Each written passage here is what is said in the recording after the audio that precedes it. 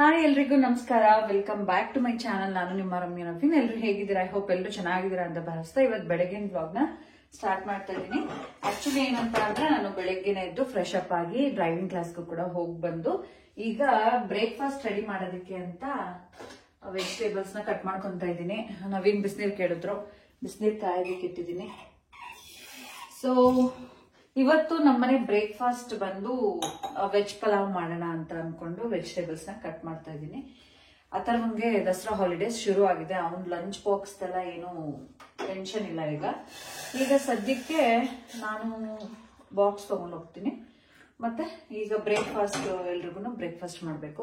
ತಗೊಳ್ಳಿ ನೀರು, ಬಿಸಿ ಇದೆ, ಫುಲ್ ಬಿಸಿ ಇದೆ. ತುಂಬಾ ಕಾಯಿಸ್ಬಿಟ್ಟೆ ಅನ್ಸುತ್ತೆ. ಸ್ವಲ್ಪ ಇದನ್ನೇ ಹಾಕೊಳ್ಳಿ, ಕೋಲ್ಡ್ ವಾಟರ್. ಫುಲ್ಲು ಮಳ್ತೈತೆ ನೀರು. ಇಟ್ಕೊ, ಕರೆಕ್ಟ್ ಇಟ್ಕೊ. ಸೊ ಈಗ ಬ್ರೇಕ್ಫಾಸ್ಟ್ ರೆಡಿ ಮಾಡ್ಬೇಕು. ಮಾಮೂಲಿ ನನ್ಗೆ ಯೂಶಲಿ ಏನ್ ಗೊತ್ತಾ, ಯಾವಾಗ್ಲೂ ಒಂದ್ಸಲ ಗ್ರೀನ್ ಕಲರ್ ವೆಜ್ ಪಲಾವ್ ತಿನ್ಬೇಕು ಅನ್ಸೋದು. ನಮ್ಮ ಮನೆಗೆ ಮಾಡೋದು ಯಾವಾಗ್ಲೂ ರೆಡ್ ಕಲರ್ನೇ. ಹಸಿಮೆಣಸಿನ್ಕಾಯಿ ಯೂಸ್ ಮಾಡ್ಕೊಂಡು ಮಾಡೋದು ಕೆಲವು ಸಲ. ಇವತ್ತು ಅದೇ ತರ ಮಾಡೋಣ ಅಂತ ಅಂದ್ಬಿಟ್ಟು ನಾನೀಗ ವೆಜಿಟೇಬಲ್ಸ್ ನ ಕಟ್ ಮಾಡ್ತಾ ಇದ್ದೀನಿ. ಎಸ್, ನವೀನ್ ಕೊತ್ತಂಬರಿ ಸೊಪ್ಪು, ಪುದೀನ ಸೊಪ್ಪು, ಹಸಿಮೆಣಸಿನ್ಕಾಯಿ, ಆಮೇಲೆ ಶುಂಠಿ. ಏನ್ ಗೊತ್ತಾ, ಸಾವಿರ ಸತಿ ಹೇಳ್ತಿದ್ದೆ. ಹಿಂದಿನ ದಿನ ಹೇಳೋ ಅದರಲ್ಲೂ ಸೋಮವಾರ ಆಫೀಸ್ಗೆ ಹೋಗೋ ಟೆನ್ಷನ್, ಅದು ಇದು ಮಕ್ಕಳು ರೆಡಿ ಮಾಡಬೇಕು, ನಾವು ಸ್ನಾನ ಮಾಡ್ಕೋಬೇಕು ಅಂತಲ್ಲಿ ಎದ್ದ ತಕ್ಷಣ ಆಗ್ತಾಗಬ ಇತ್ತಾಗಬ. ಈಗ ಡ್ರೈವಿಂಗ್ ಹೋಗಿದ್ರೆ ಹಂಗೆ ರೆಡಿ ಆಗಿರ್ತಾರೆ. ಸೂಪರ್ ಮಾರ್ಕೆಟ್ ಹೋಗ್ಬಿಟ್ಟು ತರಕೇನಾಗಿತ್ತು. ಏನ್ ನೆನ್ಪಾಗ್ಲಿಲ್ಲ ನನ್ಗೆ, ಕ್ಲಾರಿಟಿನೇ ಇರ್ಲಿಲ್ಲ ಇವತ್ತು ನಾನು ಏನ್ ಬ್ರೇಕ್ಫಾಸ್ಟ್ ಮಾಡ್ಬೇಕು ಅಂತ. ದೇವ್ರಾಣೆ ಕೇಳಿಸ್ಕೊ ಇಲ್ಲಿ. ಎಷ್ಟು ನಿದ್ರೆ ಬರ್ತೈತೆ ಗೊತ್ತಾ. 5 ಗಂಟೆ 5 ಕಾಲಲ್ಲೇ ಎಚ್ಚರ ಆಗ್ಬಿಡ್ತು. ಒಂದು ಡ್ರೈವಿಂಗ್ ಕ್ಲಾಸ್ಗೆ ಹೋಗ್ಬೇಕು, ಇವತ್ತು ಎಣ್ಣೆ ಬೇರೆ ಹಾಕಿದ್ದೆ, ತಲೆ ಸ್ನಾನ ಮಾಡ್ಬೇಕು. ಅದ್ರ ಜೊತೆಗೆ ತಿಂಡಿ ಏನ್ ಮಾಡ್ಲಿ ಅನ್ನೋದು ನಾನು ಫಿಕ್ಸ್ ಆಗಿಲ್ಲ. ಅದೇ ಯೋಚನೆಗೆ ಇನ್ನೊಂದ್ ಅರ್ಧ ಗಂಟೆ ಮಲ್ಕೋ ಅಂತ ಮನ್ಸು ಒಂದ್ ಕಡೆ ಹೇಳ್ತಾ ಇದ್ರೆ, ಇನ್ನೊಂದ್ ಕಡೆ ತಿಂಡಿ ಏನ್ ಮಾಡ್ಬೇಕು ಅಂತ ಗೊತ್ತಿಲ್ಲ. ಇನ್ನು ಏನು ಡ್ರೈವಿಂಗ್ ಕ್ಲಾಸ್ಗೆ ಬೇರೆ ಹೋಗ್ಬೇಕು ಅಂತ ಟೆನ್ಷನ್ಗೆ 5 ಕಾಲ್ಗೆ ಎದ್ಬಿಟ್ಟೆ ಗೊತ್ತಾ. ನಾನು ಇಲ್ಲಿ ನೀನ್ 7:30 ತನಕ ಮಲ್ಗಿರ್ತೀರಾ ನೀವು ನಿಮ್ಮ ಮಕ್ಳು. ಈಗ ಗೊತ್ತಾಯ್ತಾ ನಾನು ಹೇಳಿದ್ದು? ಏನೇನ್ ಹೇಳ್ದೆ ನೋಡಲಿ, ಮತ್ತೆ ಇನ್ನೊಂದ್ಸಲ ಮೆಸೇಜ್ ಹಾಕೋ ಅನ್ನೋದು. ಹೇಳ್ಬೇಕಾದ್ರೆ ಕೇಳಿಸ್ಕೊಳಕ್ ಏನೋ ನವೀನ್ ನಿಂಗೆ. ಕೇಳಿಸ್ಕೊ. ಹಸಿಮೆಣಸಿನ್ಕಾಯಿ, ಕೊತ್ತಂಬರಿ ಸೊಪ್ಪು, ಪುದೀನ ಸೊಪ್ಪು. ಅಲ್ಲಿ ಎಲ್ಲ ಅಂಗಡಿಲಿ ಸೂಪರ್ ಮಾರ್ಕೆಟ್ ಅಲ್ಲಿ ಪ್ಲೇ ಮಾಡೋ ನನ್ನ ವಾಯ್ಸ್ ನ ಕೇಳಿಸ್ಕೋ. ಅಲ್ಲ, ಅಷ್ಟು ಮೆಮೊರಿ ಪವರ್ ಇಲ್ವಾ ನಿಂಗೆ? ಹಸಿಮೆಣಸಿನ್ಕಾಯಿ, ಕೊತ್ತಂಬರಿ. ನೋಡಿ ಫ್ರೆಂಡ್ಸ್, 8 ಗಂಟೆ ಆಗೈತೆ. ನಾನು ತಿಂಡಿ ಮಾಡೋದು ಯಾವಾಗ? 3 ಐಟಮ್ ತಾನೆ. ನೋಡು, ಶುಂಠಿ ಯಾರಿಗ್ ಬಿಟ್ಟೆ? ಶುಂಠಿ ಇರು, ಇನ್ನೇನಾರು ನೆನಪಿಸ್ಕೊತೀನಿ. ಆಮೇಲೆ ಸ್ವಲ್ಪ ಸ್ಪೈಸಿ. ಇನ್ನೂ ನಿದ್ದೆ ಮಂಕಲ ಇರು, 8 ಗಂಟೆ ಆದ್ರೂ ಈ ಜ್ವರ ಹೋಗಿಲ್ಲ ಇನ್ನೂ. ಆ ತರ ಫೀಲ್ ಐತೈತೆ. ಆಕ್ಟಿವ್ ಆಗಿರ್ಬೇಕು. ನಾನು ನೋಡಿ ಎಷ್ಟು ನೆನ್ನೆ ಸಂಚೆಯಿಂದ ಆಕ್ಟಿವ್ ಅದೇ. ಯಾಕೆ ಅಂತ ಗೊತ್ತಾಯ್ತಾ? ನೀನ್ ನಂಗೆ ಏನೋ ಕೊಡಿಸ್ತಲ್ಲ, ಅದನ್ನ ನಾನು ಇನ್ನೊಂದಿನ ರಿವೀಲ್ ಮಾಡ್ತೀನಿ ನಾನು ಏನ್ ತಗೊಂಡ್ ಬಂದೆ ಅಂತ ಅಂದ್ಬಿಟ್ಟು. ಹೆಣ್ಮಕ್ಳಿಗೆ ಏನಾರು ಕೊಡಿಸ್ಬಿಟ್ರೆ ನಿಜ ಎಷ್ಟು ಮನ್ಸು ಭಾರ ಅನ್ನಿಸ್ತಾ ಇತ್ತು ಕೊಡ್ಸೋದು. ಸೀರಿಯಸ್ಲಿ ನವೀನ್ ಸ್ವಲ್ಪ ರಿಲ್ಯಾಕ್ಸ್ ಆಯ್ತು ಅನ್ಕೋ.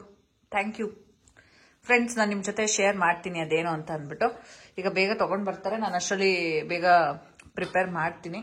ಹೋಗ್ತೀನಿ ಸೂಪರ್ ಮಾರ್ಕೆಟ್ಗೆ. ಈ ನನ್ ಮಗನ್ಗೆ ಇನ್ನೇನು ಇಲ್ಲ, ಆ ಕ್ರಯಾನ್ಸ್, ಬುಕ್ಸ್ ಇದು ಬಿಟ್ರೆ. ನಾಯಿ ಕಚ್ಬಿಡುತ್ತಾನೆ. ಆಚೆ ಹೋದ್ರೆ ಒಂದ್ ಕಡ್ಡಿ ಇಟ್ಕೊಬೇಕು, ನಾಯಿ ಹೊಡಿಬೇಕು. ಹೊಡೆದ್ಬಿಡು, ಬಂದ್ ಕಚ್ಬಿಡ್ಲಿ. ಪಪ್ಪು, ಈಗೆಲ್ಲ ಕಿಡ್ನಾಪರ್ಸ್ ಎಲ್ಲ ಜಾಸ್ತಿ ಆಗಿದ್ದಾರೆ ಆಯ್ತಾ. ಒಬ್ಬೊಬ್ಬನೇ ಹೋಗ್ಬೇಡ ಮಗ್ನೆ ಆಯ್ತಾ. ಪಪ್ಪ ಅಥವಾ ಮಮ್ಮಿ ಅಥವಾ ಯಾರಾದ್ರೂ ಜೊತೆಗೆ ಬಾಯಿಂದ ಬಿಡು. ಜೊತೆಲಿ ಇದ್ರೆ ನೀನ್ ಹೇಳ್ದೆ ಇದ್ರು ಅವ್ನು ಹೋಗಲ್ಲ. ನನ್ ಮಗ ಒಂಥರ ಅವನು ಹೇಳ್ದೆ ಕೇಳ್ದೆ ಎಲ್ಲೂ ಹೋಗೋದು ಹಂಗೆಲ್ಲ ಮಾಡಲ್ಲ ಅವನು. ಅಲ್ಲ ಮಗ್ನೆ? ನಾಯಿ ಕಚ್ಬಿಡುತ್ತೆ ಅಂತ ನಮ್ ಜೊತೆ ಬರ್ತಾನಷ್ಟೇ. ಎಲ್ಲ ಅವನೀಗ ಫುಲ್ಲು ಬರೆಯೋದ್ರಲ್ಲಿ ಬಿಸಿ. ಏನ್ ಬರೀತಿದ್ಯೋ? ಸರ್ಕಲ್. ಹಂಗ ಮಗ್ನೆ ಟೆಸ್ಟ್ ಅಲ್ಲಿ, ಮ್ಯಾಥ್ಸ್ ಟೆಸ್ಟ್ ಅಲ್ಲಿ ಇದ್ನೆ ಸರ್ಕಲ್. ಎಲ್ಲಿ ನೋಡಿ ನವೀನ್, ಓವಲ್ ಬರ್ದ್ಬಿಟ್ಟು ಸರ್ಕಲ್ ಅನ್ನೋದು 1 ಮಾರ್ಕ್ಸ್ ಹೋಗೈತೆ ಈ ಫ್ರೆಂಡ್ಸ್ ಇವ್ನ್ಗೆ. ಸರ್ಕಲ್ಗೂ ಓವಲ್ಗೂ ವ್ಯತ್ಯಾಸ ಗೊತ್ತಿಲ್ವಾ? ಸರ್ಕಲ್ ಹಂಗಲ್ಲ ಮಗ್ನೆ, ಅದು ಓವಲ್. ಅದು ಸರ್ಕಲ್ ಬರೀ ನೀಟಾಗಿ, ಸರ್ಕಲ್ ಬರೀ. ನೋಡು ನೋಡು, ಸರ್ಕಲ್ ನೀಟಾಗಿ ಬರೀಬೇಕು ಕಂದ. ನಾನು ತೋರ್ಸ್ಕೊಡ್ತೀನಿ, ಕೊಡಲಿ ಪಪ್ಪ ತೋರ್ಸ್ಕೊಡ್ತಾರೆ. ಪೆನ್ಸಿಲ್ ನೋಡು, ದೊಡ್ಡದು ಅನ್ಬಿಟ್ಟವನೆ. ಇದ್ಯಾವ್ದು ಚೋಟ ಮೋಟ ಇಟ್ಕೊಂಡವನೆ. ಚೋಟ ಮೋಟ ನಿಮ್ ಜೊತೆ ಆಡಕ್ಕಾಗಲ್ಲ. ನಾನು ತಿಂಡಿ ಮಾಡ್ಬೇಕು. ಟೈಮು 8 ಗಂಟೆ ಆಯ್ತು. ಇವ್ರ ಅಪ್ಪ ಅಮ್ಮನು ಪೆನ್ಸಿಲ್ ತಗೊಳಲ್ವೇನೋ ಅನ್ಬೇಕು. ಶಾರ್ಪ್ ಮಾಡ್ಕೋಬೇಕು ಪೆನ್ಸಿಲ್ನ. ಇವತ್ತು ಆಕ್ಚುಲಿ ಉಪ್ಪಿಟ್ಟು ಮಾಡ್ಬೇಕು ಅಂತ ಅನ್ಕೊಂಡಿದ್ದೆ. ಬಟ್ ನಿಜ ಉಪ್ಪಿಟ್ಟು ನನಗೆ ಸೇರಲ್ಲ, ನನ್ ಮಗನ್ಗೂ ಅಷ್ಟೇ ಇಷ್ಟ ಆಗಲ್ಲ. ಆತನಗೂ ಉಪ್ಪಿಟ್ಟು ಅಂತ ಅಂದ್ರೆ ಮಮ್ಮಿ ಉಪ್ಪಿಟ್ಟ ಅಂತ ಈಗ್ಲೇ ಮುಖ ಮಾಡ್ಕೊಂತಾನೆ ಅವನು. ಅವನಿಗೆ ಇಷ್ಟ ಆಗೋದು ಅಥರ್ವನ್ಗೆ ಚಪಾತಿ, ದೋಸೆ, ಇಡ್ಲಿ ಈ ತರ ಇಷ್ಟ ಆಗುತ್ತೆ. ನವೀನ್ ಅವ್ರಿಗೆ ಇದಿಷ್ಟ ಆಗಲ್ಲ, ರೈಸ್ ಐಟಮ್ ಬಿಟ್ಟು ಬೇರೆ ಚಪಾತಿ, ಇಡ್ಲಿ, ದೋಸೆ ಇಷ್ಟ ಆಗಲ್ಲ. ನಾನಂತೂ ಇವಾಗ ಹೆಂಗ್ ಆಗ್ಬಿಟ್ಟಿದೀನಿ ಅಂತ ಅಂದ್ರೆ, ತಾಯಿ ಆದ್ಮೇಲೆ ಅದು ಅಥವಾ ಮದ್ವೆ ಆದ್ಮೇಲೆ ಹೆಣ್ಮಕ್ಳು ಕಿಚನ್ ಅಲ್ಲಿ ಅಡ್ಗೆ ಮಾಡೋರ್ಗೆ ಸ್ಯಾಕ್ರಿಫೈಸ್ ಮಾಡೋದ್ರಲ್ಲಿ ಹೆಣ್ಮಕ್ಳು ಎತ್ತಿದ ಕೈ. ಯಾಕಂದ್ರೆ ಎಷ್ಟೋ ತರ ಅಷ್ಟೇ ಅಷ್ಟೇ ಅಷ್ಟೇ ಕೊತ್ತಂಬರಿ, ಪುದೀನ, ಶುಂಠಿ, ಹಸಿಮೆಣಸಿನ್ಕಾಯಿ 4 ಐಟಮ್ ತಾನೆ ಕಣಪ್ಪ. ಆಮೇಲೆ ಅದಿಲ್ಲ ಇದಿಲ್ಲ ಅಂತ ಇನ್ನೊಂದ್ಸತಿ ಹೇಳ್ಬಿಟ್ರೆ ಮಾತ್ರ ನಮ್ ತಾಯಿ ಸರಿಯಿರಲ್ಲ. ಮರಾಠಿ ಮೊಗ್ಗು, ಎಸ್ ಅದೊಂದು. ದೇವ್ರೆ ಹೋಗತ್ತೆ, ಕಷ್ಟ ಗುರು, ಜೀವನ ಕಷ್ಟ. ಏನೇನ್ ಮಾಡೋದು, ತಗೊಬಂದಿರೋ ದಿನಸಿನ ಕಂಟೈನರ್ಸ್ಗೆ ತುಂಬಿಸ್ಕೊಳಕ್ ಆಗ್ತಾರ ನನ್ಗೆ? ಏನ್ ಮಾಡೋದು ಹೋಗಿ. ಲೈಫಲ್ಲಿ ಬ್ಯುಸಿ ಆದಷ್ಟು ಚಂದ ಇರುತ್ತೆ ಲೈಫ್, ಒಂಥರ ಮಜಾ ಇರುತ್ತೆ ಅದ್ರಲ್ಲಿ. ಅದೇ ತರ ತಲೆನೋವು ಹಂಗೆ ಇರುತ್ತೆ. ಈಗ ನಾನು ಯಾವ ತರ ಬಾತ್ ಮಾಡ್ತಾ ಇದೀನಿ ಗೊತ್ತಾ?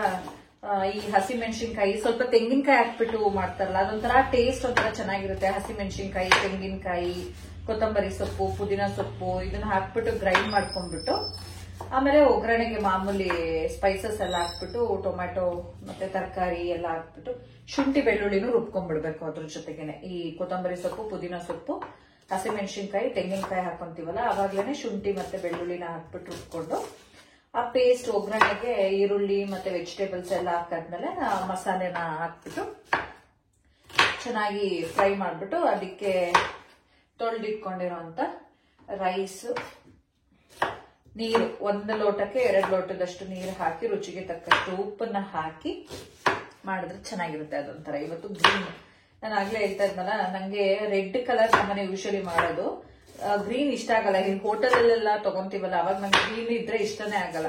ಅಪರೂಪಕ್ಕೆ ಒಂದ್ಸಲ ಈ ತರ ಗ್ರೀನ್ದು ವೆಜ್ ಪಲಾವ್ ಮಾಡ್ಕೋಬೇಕಂತ ಅನ್ಸುತ್ತೆ. ಈಗ ಬ್ರೇಕ್ಫಾಸ್ಟ್ ಆಲ್ಮೋಸ್ಟ್ ಈಗ ನಾನು ಬೆಳಿಗ್ಗೆ ಹೊತ್ತು ನಾನೇ ಮಾಡ್ಬಿಡ್ತೀನಿ, ಶಿವುಗೆ, ಅಮ್ಮನ್ಗೆ, ಎಲ್ರಿಗೂ. ರಾತ್ರಿ ಇವತ್ತು ಅಮ್ಮನ ಮನೆ ಊಟ ಮಾಡ್ಕೊಂಡು ಬರ್ತೀನಿ. ಹಿಂಗ ಆಗ್ತಾ ಇದೆ ಜೀವನ. ಹೆಂಗೋ ಸಾಗಿಸ್ಬೇಕಲ್ಲ, ಮಕ್ಳು ದೊಡ್ಡವರಾಗ್ಬೇಕು, ಏನೋ ಮಾಡಕ್ಕಾಗಲ್ಲ. ಕೆಲವು ಸಲ ಅನ್ಸುತ್ತೆ, ತುಂಬಾ ಫ್ರಸ್ಟ್ರೇಷನ್ ಆಗ್ಬಿಡುತ್ತಲ್ಲ, ಅವಾಗ ಬೇಕಿತ್ತ ಇನ್ನೊಂದು ಮಗು ಅಂತ ಅಂದ್ಬಿಟ್ಟು. ಬಟ್ ಕೆಲವು ಸಮಯದಲ್ಲಿ ನಾವು ಎಷ್ಟೇ ಬೇಜಾರಲ್ಲಿದ್ದಾಗ ನನ್ನ ಮಗನ್ ನಗು ನೋಡ್ತೀನಲ್ಲ, ಅವಾಗ ಅನ್ಸುತ್ತೆ ಈ ಏನು ಈ ಮುತ್ತು ರತ್ನ ಅವಳ ಇದನ್ನ ಮಿಸ್ ಮಾಡ್ಕೊಬಿಡ್ತಿದ್ನಲ್ಲ, ಮಾಡ್ಕೊಂಡಿರ್ಲಿಲ್ಲ ಅಂದ್ರೆ ಅಂತ. ಆಮೇಲೆ ಅಥರ್ವ ಅವನ ಜೊತೆ, ಆರ್ಯನ್ ಜೊತೆ ಆಟ ಆಡಿದಾಗ, ಆರ್ಯ ಒಬ್ನೇ ಇದ್ದಾಗ ಅವನು ಇರೋದಕ್ಕೂ, ಅಥರ್ವ ಅವನ ಜೊತೆ ಆಟ ಆಡಿದಾಗ ಆರ್ಯನ್ ರಿಯಾಕ್ಷನ್ ನೋಡ್ದಾಗಿರ್ಬೋದು, ಅಥವಾ ಆರ್ಯ ಜೊತೆಲಿದ್ದಾಗ ಅಥರ್ವ ಖುಷಿ ಪಡೋದನ್ನ ನೋಡಿದಾಗ, ಇಲ್ಲ ನಾನು ಕರೆಕ್ಟ್ ಡಿಸಿಷನ್ ತಗೊಂಡಿದ್ದೀನಿ, ಇವಾಗ ಸ್ವಲ್ಪ ಕಷ್ಟ ಆಗುತ್ತೆ, ಆಮೇಲೆ ಮುಂದೆ ಸರಿ ಹೋಗುತ್ತೆ ಅಂತ ಅನ್ಸುತ್ತೆ. ಯಾವುದು ಆದ್ರೂ ಅಷ್ಟೇ, ಈ ಸಮಯ ಕಳೆದು ಹೋಗುತ್ತದೆ. ಅದು ಎಂತ ಸಮಯ ಆಗಿರ್ಬೋದು, ಯಾವುದು ಪರ್ಮನೆಂಟ್ ಅಲ್ಲ, ಅದು ಏನು ಆ ಸಮಯ ಕಳೆದೋಗುತ್ತೆ, ಎಲ್ಲ ಸರಿ ಹೋಗುತ್ತೆ. ಅವ್ರು ಇಂಡಿಪೆಂಡೆಂಟ್ ಆಗ್ಬಿಟ್ರೆ ಎಲ್ಲ ಸರಿ ಹೋಗುತ್ತೆ. ಯಾಕಂದ್ರೆ ವರ್ಕಿಂಗ್ ವುಮೆನ್ಸ್ಗೆ ಸ್ವಲ್ಪ ಗೊತ್ತಿರುತ್ತೆ ಇದ್ರದ್ದು ಕಷ್ಟ ಹೆಂಗೆ ಏನು ಅಂತ ಅಂದ್ಬಿಟ್ಟು. ಮನೇಲಿದ್ದು ನೋಡ್ಕೊಳ್ಳೋದಕ್ಕೂ ಎಲ್ಲ ಬ್ಯಾಲೆನ್ಸ್ ಮಾಡ್ಕೊಂಡು, ಮತ್ತೆ ಮೇಡ್ ಬಗ್ಗೆ ಹೇಳ್ತಾ ಇದ್ನಲ್ಲ ನಾನು, ಬೇಕು ನೋಡ್ತಾ ಇದೀವಿ ಅಂತ ಅಂದ್ಬಿಟ್ಟು, ಸಿಕ್ಕಾಪಟ್ಟೆ ಕಷ್ಟ ಆಗ್ತಿದೆ ಮೇಂಟೆನೆನ್ಸ್. ಅದರಲ್ಲೂ ಡ್ಯೂಪ್ಲೆಕ್ಸ್ ಮನೇನ ಒರ್ಸಿ ಗುಡ್ಸಿ ಮೇಂಟೈನ್ ಮಾಡೋದಿದೆಯಲ್ಲ, ಸ್ವಲ್ಪ ನಾನು ಅವಾಗ ರೇಗಾಡ್ಬಿಡ್ತೀನಿ, ನನ್ನ ಕೈಲಿ ಕೆಲಸ ಮಾಡ್ಕೊಳಕ್ ಆಗ್ತಾರಲ್ವಲ್ಲ ಅವಾಗ.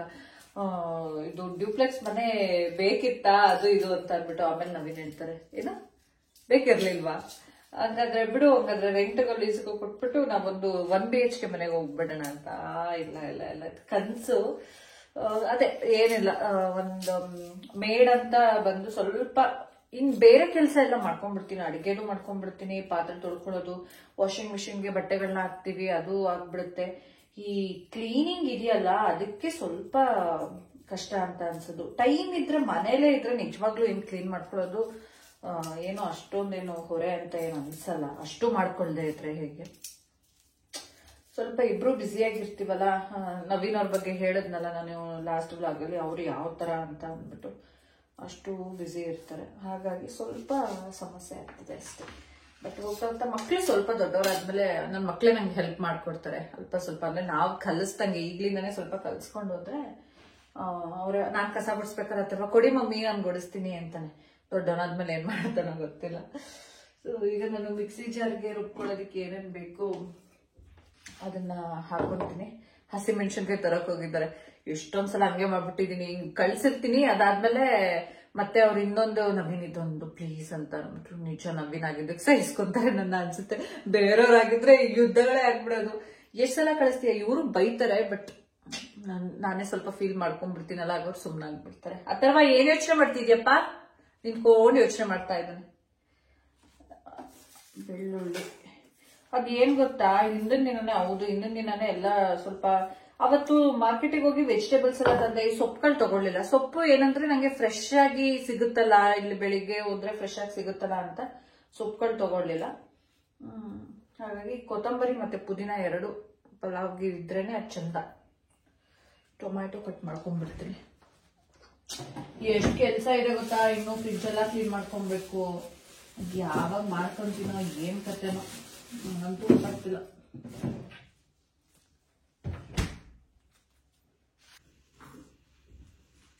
ತಂದಪ್ಪ ಎಷ್ಟು ದಿನ ಆಯ್ತು ನಿಮ್ದು ಡ್ರೈವಿಂಗ್ ಕ್ಲಾಸು?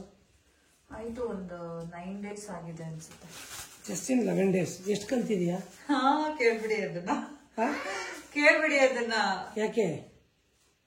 ಯಾಕೆ ಹೇಳ್ತಾ ಇರೋದು? ಅಲ್ಲ, ನಾನು ಬರ್ತಾ ಇಲ್ವಲ್ಲ ಇವಾಗ ನಿನ್ ಜೊತೆ. ನಿನ್ ಮಿಸ್ಟೇಕ್ಸ್ ಏನಾಗುತ್ತೆ ಗೊತ್ತಾ, ನನ್ಗೆ ನಿನ್ ಜೊತೆ ಬಂದ್ರೆ ಸುಮ್ಮನೆ ಕೂರಕ್ಕಾಗಲ್ಲ.